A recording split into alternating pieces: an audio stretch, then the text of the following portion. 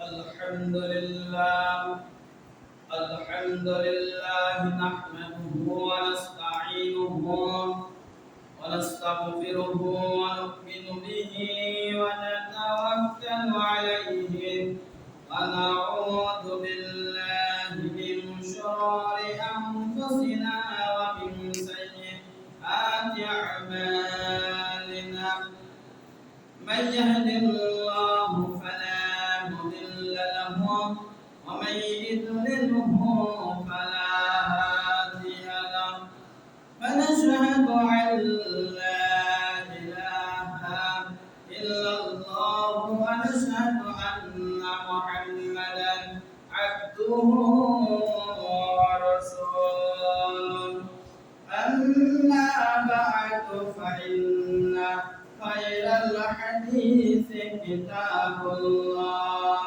وخير الهدي هدي محمد صلى الله عليه وسلم وشر الأمور محدثاتها وكل محدثة بدعة وكل بدعة ضلالة وكل ضلالة في النار. أعوذ بالله من الشيطان الرجيم. بسم الله الرحمن الرحيم. يا أيها الناس اعبدوا ربكم الذي خلقكم من نفس واحدة وخلق منها زوجها وبث منهما رجالا كثيرا ونساء واتقوا الله الذي تساءلون به والأرحام إن الله كان عليكم رقيبا. يا أيها الذين آمنوا اتقوا الله حق تقاته ولا تموتن إلا وأنتم مسلمون. يا أيها الذين آمنوا اتقوا الله وقالوا قولا سديدا يصلح لكم أعمالكم ويغفر لكم ذنوبكم ومن يطع الله ورسوله فقد فاز فوزا عظيما. أعوذ بالله من الشيطان الرجيم. بسم الله الرحمن الرحيم. وإذا سألك عبادي عني فإني قريب أجيب دعوة الداعي إذا دعاني فليستجبوا لي ليؤمنوا به لعلهم يرشدون. وقال الله تعالى أيضا بسم الله الرحمن الرحيم. وادعوا ربكم تضرعا وخفية إنه لا يحب المعتدين. وقال الله تعالى أيضا قل أطيعوا الله وأطيعوا الرحمن أيما تدعوا الله أسماء الحسنى. وعن أبي هريرة رضي الله تعالى عنه قال قال رسول الله صلى الله عليه وسلم من لم يدع الله سبحانه غضب عليه. رواه ابن ماجه في سند حسن.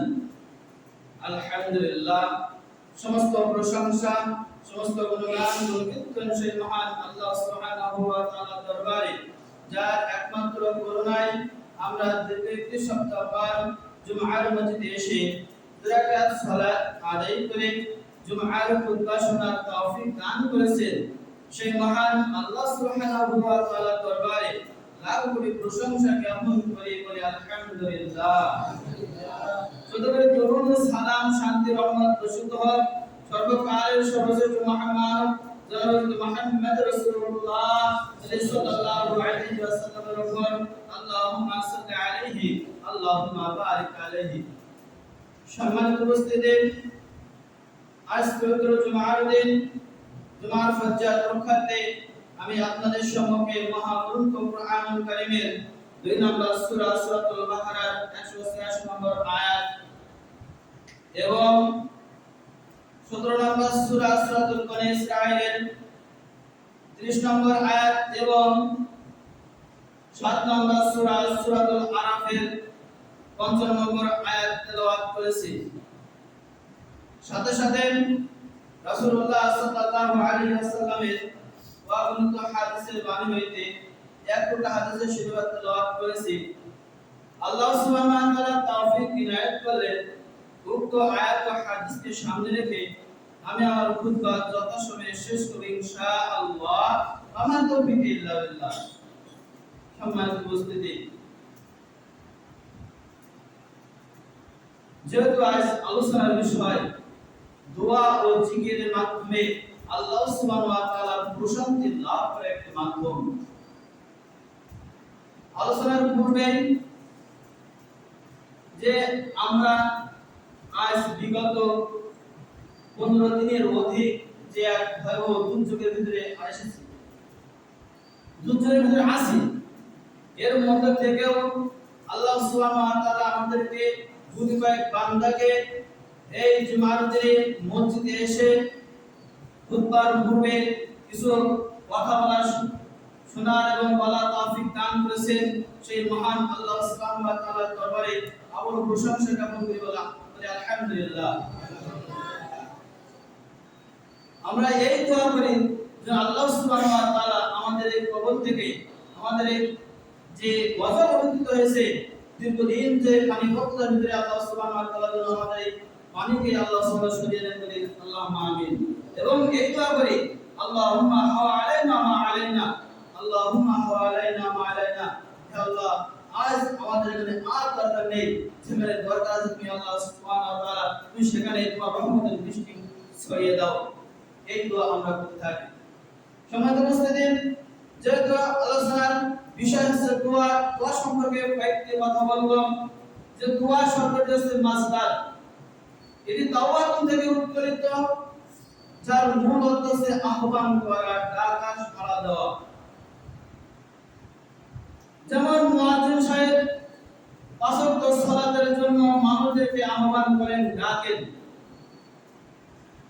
আল্লাহ সুবহানাহু ওয়া তাআলার কাছে আপনি আমি আকুতি হয়ে নিমিত্ত হয়ে কোন লাভের প্রত্যাশায় কোন কিছু চাওয়াটা হচ্ছে দোয়া, কাউকে আহ্বান করা, তাকে সাড়া দেওয়া। পবিত্র কুরআনুল কারীমের এই দোয়া বিভিন্ন অর্থে আল্লাহ সুবহানাহু ওয়া তাআলা ব্যবহার করেছেন। তার মধ্যে এক নম্বর হচ্ছে ইবাদত। দোয়া আছে হাদিসের ভাষায় নোমান বিন বাশির রাদিয়াল্লাহু তাআলা বলেন আত-দুআ ইবাদাত, দোয়া হচ্ছে ইবাদত। আল্লাহ সুবহানাহু ওয়া তাআলা সূরাতুল জারিয়াতের মধ্যে বলেন ওয়া মা খালাকতুল জিন্না ওয়াল ইনসা ইল্লা লিয়াবুদুন, আমি মানুষ এবং জিন জাতিকে সৃষ্টি করেছি শুধুমাত্র আমার দাসত্ব করবে, আমার গোলামিত্ব করবে। এজন্য আমি আল্লাহ সুবহানাহু ওয়া তাআলা মানুষদেরকে এবং জিন জাতিকে সৃষ্টি করেছি। আল্লাহ সুবহানাহু ওয়া তাআলা 10 নম্বর সূরা সূরা ইউনূসের ভিতরে এভাবে বলেন ওয়ালা তাদউ মিন দুনিল্লাহ মা লাম ইয়ানফাউকা ওয়ালা ইয়াদুরুকা, তোমরা এক আল্লাহকে ছাড়া অন্য কাউকে ইলাহ রূপে গ্রহণ করো না। মা লাম ইয়ানফাউকা, যে তোমাকে উপকার করতে পারবে না, ওয়ালা ইয়াদুরুকা, এবং তোমাকে ক্ষতি করতে পারবে না, এমন ইলাহ তোমরা ইবাদত তুমি করো না। মানে আল্লাহ সুবহানাহু ওয়া তাআলা উম্মতে মুহাম্মাদি আল্লাহর বান্দাদেরকে উদ্দেশ্য করে বললেন, হে আমার বান্দারা, তোমরা একমাত্র কেবলমাত্র আল্লাহ সুবহানাহু ওয়া তাআলার ইবাদত করবে, আল্লাহ সুবহানাহু ওয়া তাআলার বন্দী করবে, এবং তোমরা এমন কাউকে ইবাদত করো না যে তোমাদের কোনো উপকার করতে পারে না, তোমরা তার কাছে দ্বারস্থ হলে তোমাদের সে উপকার করতে পারে না এবং ক্ষতিও করতে পারে না। যে সমস্ত আমরা জানি ভিন্ন ধর্মীয় অবলম্বীরা তারা বিভিন্ন প্রতিমার পূজা করে, তারা তাদের নিজেদেরকে রক্ষা করতে পারে না। তাই আল্লাহ সুবহানাহু ওয়া তাআলা বলেন তোমরা এমন কাউকে আল্লাহকে ডেকো না যে তোমাদেরকে উপকার করতে পারে না, ক্ষতিও করতে পারে না। 2 নম্বর সাহায্য চাওয়া। দোয়া করতে কারো কাছে বিপদে পড়েছেন কাউকে চাওয়া। আল্লাহ সুবহানাহু ওয়া তাআলা একজন মুমিন মুত্তাকি বান্দা কিভাবে চাইবে, কখন চাইবে, সেটাও আল্লাহ সুবহানাহু ওয়া তাআলা স্পষ্ট করে জানিয়ে দিয়েছেন। 2 নম্বর সূরা সূরাতুল বাকারার ভিতরে এভাবে তিনি বলেন, আউযু বিল্লাহি মিনাশ শাইতানির রাজীম, বিসমিল্লাহির রাহমানির রাহিম, ইয়া আইয়ুহাল্লাযীনা আমানু ইসতাঈনু বিস-সাবরি ওয়াস-সালাহ ইন্নাল্লাহা মা'আস-সাবিরিন। আল্লাহ সুবহানাহু ওয়া তাআলা ঈমানদার বান্দাদেরকে লক্ষ্য করে বললেন, হে মুত্তাকি বান্দারা তোমরা শোনো, তোমরা আল্লাহ সুবহানাহু ওয়া তাআলার কাছে চাও সালাতের মাধ্যমে এবং ধৈর্যের মাধ্যমে। ইন্নাল্লাহা মা'আস-সাবিরিন, নিশ্চয় আল্লাহ সুবহানাহু ওয়া তাআলা ধৈর্যশীলদের সাথে আছেন। সম্মানিত উপস্থিতি, আল্লাহ সুবহানাহু ওয়া তাআলা এখানে ধৈর্যের সাথে এবং সালাতের মাধ্যমে চাইতে বলছেন। সালাত এমন এক ইবাদত যে ইবাদত সরাসরি আল্লাহ সুবহানাহু ওয়া তাআলার সাথে কথা বলা যায়। সালাত এমন এক গুরুত্বপূর্ণ ইবাদত, সালাত এমন একটা ইবাদত যে ইবাদত সরাসরি আল্লাহ সুবহানাহু ওয়া তাআলার সাথে যোগাযোগের একটি মাধ্যম। এই সালাতের মাধ্যমে আপনার আমার যত চাওয়া আছে, আপনার আমার যত বিপদের আবাদ আছে, যত চাওয়া পাওয়া আছে, সমস্ত চাওয়া পাওয়া আপনার আমি যদি সালাতের মাধ্যমে চাই, অবশ্যই অবশ্যই আল্লাহ সুবহানাহু ওয়া তাআলা এটা কবুল করবেন। আল্লাহর নবী সাল্লাল্লাহু আলাইহি ওয়াসাল্লাম বলেন, হে আমার উম্মতরা, যদি তোমাদের কোনো সুতা ফিতাও যদি হারিয়ে যায় তাহলে তোমরা সেটা সালাতের মাধ্যমে চাও। সেটা সামান্য যদি সুতার ফিতাও হারিয়ে যায় তাহলে আল্লাহ সুবহানাহু ওয়া তাআলা তোমরা সেটা সালাতের মাধ্যমে চাও। প্রমাণ শুনুন, বনী ইসরাইলের ভিতরে এক ব্যক্তি নাম ছিল জুরাইজ। আমরা অনেকেই জানি তার ঘটনা। একদা জুরাইজ গভীর রাত্রিতে উঠে পড়ে তাহাজ্জুদের জন্য সালাতে দাঁড়িয়ে পড়লেন। এমত অবস্থায় তার বৃদ্ধ মা জননী ডাকলেন, জুরাইজ তুমি আমার কাছে আসো তো, আপু আমার কাছে আসো। এভাবে তিনি বললেন। জুরাইজ ভাবলাম আমি সালাত আদায় করব না আমি আমার মায়ের ডাকে সাড়া দেব। এমত অবস্থায় তিনি সালাতের দিকে মনোযোগ হলেন। এমত অবস্থায় কিছুক্ষণ পরে আবার তিনি ডাকলেন, আবার তিনি সালাতের দিকে মনোযোগ দিলেন। তিনবার ডাকলেন। জুরাইজ বলল, এই তো আমি সালাত অল্প কিছুক্ষণের ভিতরে শেষ হবে, আমি সালাতকে শেষ করে আমি আমার মায়ের খিদমতে হাজির হব। এমত অবস্থায় বৃদ্ধ মানুষের রাগ একটু বেশি হয়। বৃদ্ধ মা আর সহ্য হলো না, তিনি দোয়া করলেন, হে আল্লাহ আমার এই ছেলের মরণ দিও না যতক্ষণ না সে কোনো ব্যভিচারিণী মহিলার মুখ না দেখে। দোয়া করলেন। দোয়া করার পরে এমত অবস্থায় কিছুদিন যেতে না যেতেই এক পতিতা মহিলা জুরাইজের কাছে আসলেন। জুরাইজ, দেখো আমি কত সুন্দরী, আমি কত সুস্থরী, আসো আমরা এই পাহাড়ের উপত্যকার উপরে আমরা যদি অন্যায় কাজ করি আমাদের কেউ দেখতে পারবে না। জুরাইজ ঈমানের বলে বলিয়ান হয়ে ওই মহিলাকে যখন তাড়িয়ে দিল, তাড়ানোর পরে সে সুযোগ করতে না পারে, এমন অবস্থায় সে যেতে যেতে এক রাখালের কাছে নিজেকে সঁপে দিল। কিছুদিন দিন যায়, মাস যায়, এভাবে যখন তার সন্তান প্রসব হলো, গ্রামের লোকজন বলল, হে মহিলা, হে মেয়ে, তোমার তো এখনো বিবাহ সম্পন্ন হয়নি, তাহলে এই বাচ্চাটা আসলো কার? তখন ওই মহিলা বলল যে, তোমরা যে পাহাড়ের উপর দেখাই যে জুরাইজ নামে আল্লাহর ওলি ভাবো, ওই জুরাইজ আমার সাথে অন্যায় কর্ম লিপ্ত হয়েছে, এই সন্তানের পিতা হচ্ছে জুরাইজ। এবার বললেন, গ্রামের লোকজন খেপে গিয়ে ওই জুরাইজের ইবাদতখানা পুড়িয়ে দিলেন এমত অবস্থায়। জুরাইজ বলল, কি হয়েছে? তুমি যখন গ্রামের লোকজন বললেন তুমি এই অন্যায় করেছো, তখন আমরা তোমাকে এবার শাস্তি দেব। জুরাইজ বলল, আচ্ছা ঠিক আছে, আমাকে একটু সময় দাও যাতে আমি 2 রাকাত সালাত আদায় করতে পারি। সালাতের মাধ্যমে তিনি সুন্দরভাবে উঁচু করে সালাতের জন্য এবার 2 রাকাত সালাত আদায় করলেন। সালাতের ভিতরে বললেন, আল্লাহ, আমি জানি না আজ আমার কোন অপরাধের শাস্তি এটা আমি পতিত হয়েছি। হে আল্লাহ, যদি তুমি এক আল্লাহ হয়ে থাকো, তাহলে এই দুধের সন্তানকে আমি কিছু প্রশ্ন করব। এমন অবস্থায় তুমি ওই দুধের শিশুর সন্তানের মুক্তি খুলিয়ে দিও। এবার সুন্দরভাবে সালাত শেষ করে জুরাইজ যখন আসলো, ওই মহিলার কাছে বলল, তোমার পিতাকে? তখন এই সন্তানের পিতাকে, তখন মহিলা বলল, আপনি। এবার জুরাইজ ওই সন্তানের কাছে গিয়ে একটু হাত দিয়ে পুজা মারলেন, বললেন, হে সন্তান, তোমার ইলাহ যদি এক আল্লাহ হয়ে থাকে, তাহলে তুমি বলো তোমার আল্লাহকে, তোমার পিতাকে? তখন সে বলল, লাস্তালা আবিহি রাআল আবি ওয়ালাম, আপনি আমার পিতা না, ওই যে রাখাল দেখছেন ওই রাখাল আমার পিতা। সম্মানিত উপস্থিতি, আপনাকে বোঝাতে চাচ্ছিলাম যে যখন মানুষ বিপদে পড়ে তখন কিভাবে আল্লাহ সুবহানাহু ওয়া তাআলার কাছে চাইবে। আল্লাহ সুবহানাহু ওয়া তাআলা বললেন যে সালাতের মাধ্যমে চাইতে হবে, ধৈর্যের মাধ্যমে চাইতে হবে, কেন অধৈর্য হলে চলবে না। মানুষের মধ্যে বিপদ আসতে পারে, আকস্মিক বিপদ আসতে পারে, সেই বিপদে আপনাকে আমাকে ধৈর্য ধারণ করতে হবে এবং সালাতের মাধ্যমে আল্লাহ সুবহানাহু ওয়া তাআলার কাছে চাইতে হবে। আপনার যে হাজিরি আছে, আপনার যে আপত্তি বিনতি আছে, আপনার যে অভিযোগ আছে, সেই অভিযোগ সরাসরি আপনি সালাতের মাধ্যমে চান। কেননা সালাত এমন এক ইবাদত, যে ইবাদতে সরাসরি আল্লাহ সুবহানাহু ওয়া তাআলার সাথে কথা বলা যায়।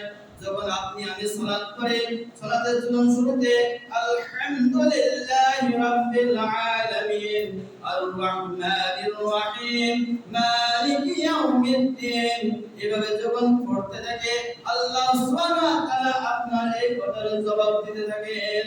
সম্মানিত উপস্থিতি, তাই আসুন আমরা যখন বিপদ আপদে আবদ্ধ হব, তখন আমরা যেন এক আল্লাহ সুবহানাহু ওয়া তাআলার কাছে চাইতে পারি, আল্লাহ সুবহানাহু ওয়া তাআলার কাছে চাইতে হবে। কারণ আল্লাহ সাল্লাল্লাহু আলাইহি ওয়াসাল্লাম বলেন, ইদা সাআলা আহাদুকুম, যখন তোমাদের কেউ কিছু চায়, ফাল আকসির, সে যেন বেশি বেশি চায়। ফাইন্নাহু সাআলা রাব্বাহু, কেননা সে চায় তার রবের কাছে, কোন মানুষের কাছে চায় না। সে কেননা সে চায় কার কাছে? একমাত্র তার রবের কাছে। বেশি বেশি আল্লাহ সুবহানাহু ওয়া তাআলা চাইতে বলেছেন। আপনার অভিযোগগুলো, যে অভিযোগ আছে আপনার কি লাগবে, আল্লাহ সুবহানাহু ওয়া তাআলা আপনার কাছে চাই দেবেন। সম্মানিত উপস্থিতি, সময় সংক্ষেপ, যে বলছিলাম দোয়ার একটা হচ্ছে অর্থ হচ্ছে সাহায্য চাওয়া। 3 নম্বর হচ্ছে তাওহীদ, যে আল্লাহ সুবহানাহু ওয়া তাআলার ক্ষেত্রে আমরা দাওয়াত যখন ডাকি তখন অনেক ক্ষেত্রে আমরা শিরক করে বসি। সম্মানিত উপস্থিতি, দুঃখ হলেও সত্য এই যে আজ মুসলিম সমাজের বাপের অভাব হয় না, পিতার অভাব নেই। এ বাপ ওই বাপ, এ দরবার মাজার, যত মাজারে দেখেন সব বাপ বাপ বলে সে কেউ লটায় পড়ে। তারা আল্লাহ সুবহানাহু ওয়া তাআলার কাছে চায় না, তারা ইলাহগত ভাবে চায় না। দেখেন কত মাজারে যাদের সন্তান হয় না, তারা সন্তানের জন্য বাবার কাছে চায়। তাদের পরীক্ষা, সামনে পরীক্ষা, তাদের মাজারে গিয়ে তারা বলে, যাও মাজারে গিয়ে একটু বাবার কাছে দোয়া নিয়ে এসো। সম্মানিত উপস্থিতি, চাইতে হবে কার কাছে? এক আল্লাহ সুবহানাহু ওয়া তাআলার কাছে চাইতে হবে। আল্লাহ সুবহানাহু ওয়া তাআলা বলেন, ওয়া ইন্না মাসাজিদাল্লাহ ফালা তাদ'উ মা'আল্লাহি আহাদান, সমস্ত সিজদার স্থানগুলো হচ্ছে আল্লাহ সুবহানাহু ওয়া তাআলার জন্য এবং আল্লাহ সুবহানাহু ওয়া তাআলা ছাড়া তোমরা অন্য কাউকে চাও না। অতএব এক আল্লাহ সুবহানাহু ওয়া তাআলার কাছে চাইতে হবে ইলাহগত ভাবে। রব কত হবে, সিফাত কত হবে, সমস্ত দিক এক আল্লাহ সুবহানাহু ওয়া তাআলা এক অদ্বিতীয়, তার সাথে কাউকে শরীক স্থাপন করা যাবে না। যদি শরীক স্থাপন করা যায় তাহলে ইসলাম থেকে খারিজ হয়ে যাবে। সম্মানিত উপস্থিতি, আসল তাওহীদ বন্দী হবে আপনাকে আমাকে এক আল্লাহ সুবহানাহু ওয়া তাআলার কাছে চাইতে হবে, কোনো বাবার কাছে নাই। আপনার সন্তান হচ্ছে না, আপনি আল্লাহ সুবহানাহু ওয়া তাআলার কাছে চান, আপনি চান তাহলে অবশ্যই আল্লাহ সুবহানাহু ওয়া তাআলা দেবেন। ওই বাবা আপনাকে কোনো সন্তান দিতে পারে না, ওই বাবা আপনার কখনো পরীক্ষা ভালো করতে পারে না। সম্মানিত উপস্থিতি, থাকবেন অনেক ক্ষেত্রে দেখা যায় যে পিতারা পাঠিয়ে দেয়, বাবা তোমার এসএসসি পরীক্ষা, তোমার এসএসসি পরীক্ষা দাও, বাবার কাছে গিয়ে কলম পড়া নিয়ে এসো, তাহলে তুমি পরীক্ষায় ভালো রেজাল্ট পাবে। ওই সমস্ত পিতা তার সন্তানকে শিরকের দিকে নিয়ে যেতে পারে। তাই তো রাখতে হবে, তাওহীদভাবে রাখতে হবে, একত্ববাদ নিয়ে আল্লাহ সুবহানাহু ওয়া তাআলা দেখতে হবে। যদি এর ক্ষেত্রে যদি শরীক এসে যায় তাহলে আপনি কিন্তু ইসলাম থেকে খারিজ হয়ে যাবেন। সম্মানিত উপস্থিতি, সেদিকে আপনাকে আমাকে খেয়াল করতে হবে। আমাদের উস্তাদ দোয়ার হুকুম ইমাম নববী রাহিমাহুল্লাহ বলেন যে অধিকাংশ মুহাদ্দিস ফকিহ কিরামদের মতে দোয়া হচ্ছে মুস্তাহাব। ইন্না দোয়া মুস্তাহাবুন, নিশ্চয় দোয়া মুস্তাহাব। আল্লাহ সুবহানাহু ওয়া তাআলা বলেন ফাযকুরুনি আযকুরুকুম, আগে আল্লাহ সুবহানাহু ওয়া তাআলাকে ডাকতে হবে। আপনি আগে অনেকে বলে যে আমি বিপদে পড়েছি, আল্লাহ আমাকে ডাকে না। আল্লাহ সুবহানাহু ওয়া তাআলা তার জবাবে বলছেন ফাযকুরুনি, তোমরা আমাকে স্মরণ করো, ফাযকুরুনি আযকুরুকুম, তাহলে আমি আল্লাহ সুবহানাহু ওয়া তাআলা তোমাকে স্মরণ করব। আগে আপনি যে চাওয়া আছে, আগে আপনি আল্লাহ সুবহানাহু ওয়া তাআলাকে চান, তাহলে আল্লাহ সুবহানাহু ওয়া তাআলা আপনার চাওয়া সাড়া দেবে। আল্লাহ সুবহানাহু ওয়া তাআলা বলেন উদউনি আস্তাজাব লাকুম, বান্দা তুমি আমাকে ডাকো, আমি তোমার ডাকে সাড়া দেব। তাহলে শর্ত কি, আগে মুমিন হিসাবে, বান্দা হিসাবে আপনার আমার দায়িত্ব আছে আর আল্লাহ সুবহানাহু ওয়া তাআলাকে ডাকতে হবে। যে আপনি আমি বিপদে পড়ে আছি, এই বিপদে যে উদ্ধার করার মালিক দুনিয়ার মানুষ নাই, এক আল্লাহ সুবহানাহু ওয়া তাআলা এই বিপদ থেকে আপনাকে আমাকে রক্ষা করতে পারেন, এই ভেবে আল্লাহ সুবহানাহু ওয়া তাআলাকে ডাকতে হবে। আপনি গভীর রাতে বলুন যে সুন্দরভাবে কোন মানুষ ঘুমিয়ে যায়, ঘুমানোর পরে আপনি যখন রাত 3টা 2:30টার দিকে উঠুন, উঠে সুন্দরভাবে ওযু করে সালাত 2 রাকাত সালাত আদায় করে আল্লাহ সুবহানাহু ওয়া তাআলার কাছে চান, তাহলে অবশ্যই আল্লাহ সুবহানাহু ওয়া তাআলা কবুল করবেন। সম্মানিত উপস্থিতি, কিন্তু দুঃখ হলো সত্য, আজ আমাদের সমাজে যে আমরা বিভিন্ন কাজে রাত জাগে, রাত 2টা 3টা 2:30টার দিকে ঘুমাই এবং উঠে আমরা সকাল 10টা 11টার দিকে কখন চাইবো। অথচ আল্লাহ রাসূল সাল্লাল্লাহু আলাইহি ওয়াসাল্লাম বলেন, আল্লাহ সুবহানাহু ওয়া তাআলা প্রত্যেক রাতের শেষ ভাগে, রাতের 3 ভাগের শেষ ভাগে আল্লাহ সুবহানাহু ওয়া তাআলা নেমে আসেন এবং বলেন, বান্দা কার কি চাওয়া আছে, যা তুমি যা চাও আমি তোমাদের তাই দেব। কিন্তু হতভাগা বাঙালি, আজ আমরা সেই সময়টা ঘুমিয়ে কাটিয়ে দেই, কখন ফজর হয়ে যায়, কখন যে সকাল হয়ে যায়, দুপুর ঘুরে আসে, আমরা তা বুঝতে পারি না। সম্মানিত উপস্থিতি, আপনার সময়কে মূল্যায়ন করতে হবে। আল্লাহ সুবহানাহু ওয়া তাআলা তাকে বললেন ওয়াল আসরে, সময়ের কসম বলেন, ইন্নাল ইনসানা লাফি খুসর, সমস্ত মানুষ আছে ক্ষতিগ্রস্ত অন্তর্ভুক্ত। সম্মানিত উপস্থিতি, আসুন আপনার চাওয়া পাওয়া আপনাকে ডাকতে হবে।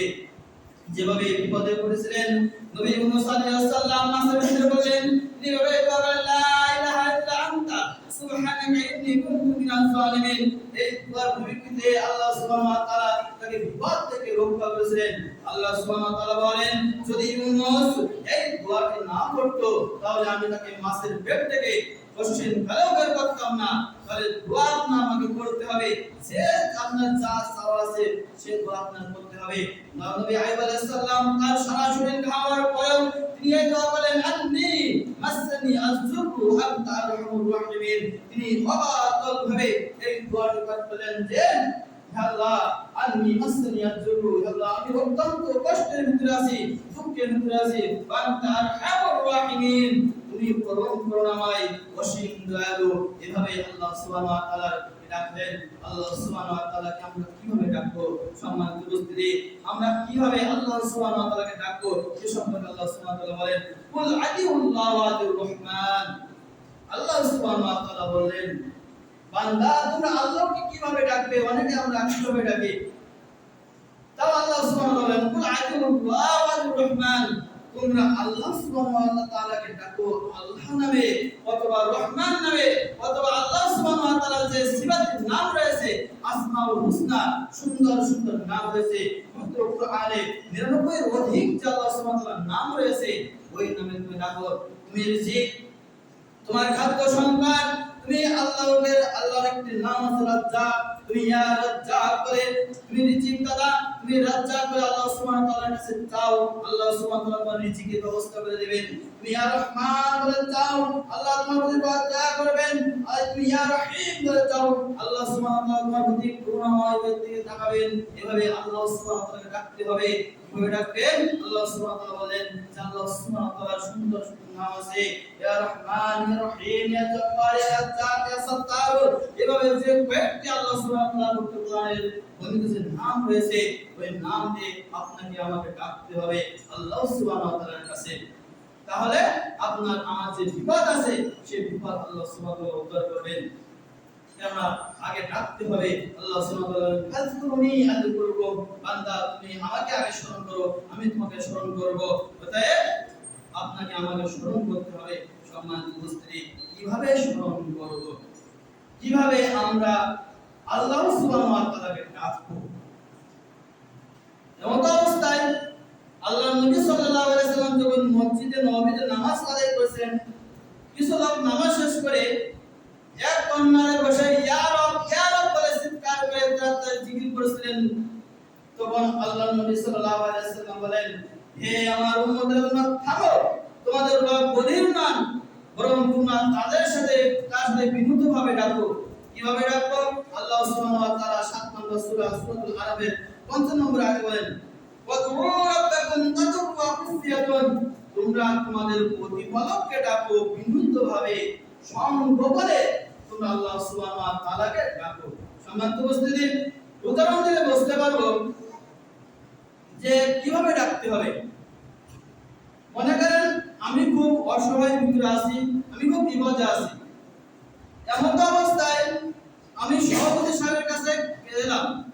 আমি যদি বলি, সভাপতি সাহেব দাদাজি, আমি খুব বিপদের ভিতরে আছি,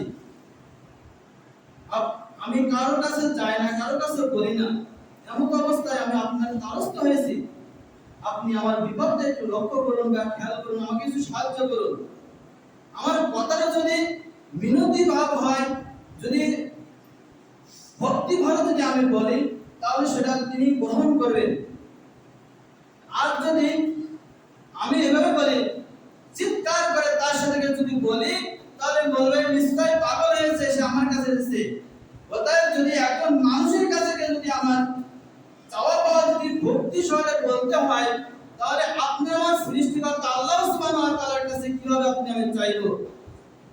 আমাদের সমাজে অনেক আছে যে আমরা দোয়া জিকির করি, উচ্চ স্বরে চিল্লাচিল্লি করে আমরা জিকির করি না।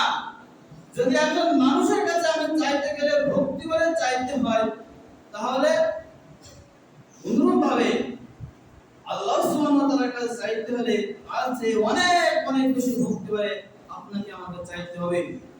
যে আল্লাহ সুবহানাহু ওয়া তাআলা বলেন, উদু রাব্বাকুম তাদরুয়া খুফিয়াতুন, তোমরা তোমার প্রতিপালককে ডাকো ভক্তি ভরে, সংগমনে তোমরা আল্লাহ সুবহানাহু ওয়া তাআলার কাছে ডাকো। তোমাদের আল্লাহ সুবহানাহু ওয়া তাআলা বদির নন, নিশ্চয় আল্লাহ সুবহানাহু ওয়া তাআলা সব কিছু শুনেন এবং দেখেন। তাই সম্মানিত উপস্থিতি, আসুন আমরা আল্লাহ সুবহানাহু ওয়া তাআলাকে ডাকতে পারি, বেশি বেশি চাইতে পারি। কারণ বেশি বেশি আল্লাহ সুবহানাহু ওয়া তাআলা চাইতে বলেছেন। একজন মানুষের কাছে যখন আপনি চাইবেন, তখন আপনার কাছে সে কিছু দেবে। তারপর আবার যখন চাইবেন, সে কিছু হলেও দেবে। তারপর পরের বার যখন চাইবেন, সে আপনার প্রতি বিরক্ত বোধ করবে। কিন্তু আল্লাহ সুবহানাহু ওয়া তাআলার কাছে যখন আপনি না চাইবেন, তখন আল্লাহ সুবহানাহু ওয়া তাআলা আপনার প্রতি অসন্তুষ্ট হবেন। হাদিস শুনুন, হযরত আবু হুরায়রা রাদিয়াল্লাহু তাআলা বর্ণিত, তিনি বলেন, রাসূলুল্লাহ সাল্লাল্লাহু আলাইহি ওয়াসাল্লাম বলেন, মান লাম ইয়াদউল্লাহু সুবহানাহু আলাইহি গাযবা, যে আল্লাহ সুবহানাহু ওয়া তাআলা বলেন, যে ব্যক্তি আল্লাহ সুবহানাহু ওয়া তাআলার কাছে চায় না, যে ব্যক্তি আল্লাহ সুবহানাহু ওয়া তাআলাকে ডাকে না, ওই ব্যক্তির প্রতি আল্লাহ সুবহানাহু ওয়া তাআলা রাগান্বিত হন।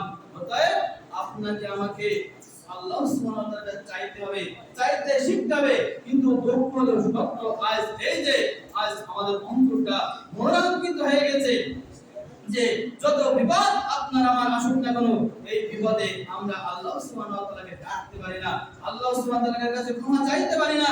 এই যে কত বড় বিপদ এসেছে যে আমরা আজ প্রায় 15 দিনের অধিক আজ পানি বদ্ধতার ভিতরে আছি। কয়েকজন মানুষ আছে যে আমরা আল্লাহ সুবহানাহু ওয়া তাআলার কাছে দোয়া চাইছি যে আল্লাহ এই বিপদ থেকে আপনি রক্ষা করুন। অনেকে আমরা হাসি তামাশা করছি, অনেকে আমরা হাসি তামাশা করে বলছি আল্লাহ চালের উপর দিয়ে পানি উড়ে দাও।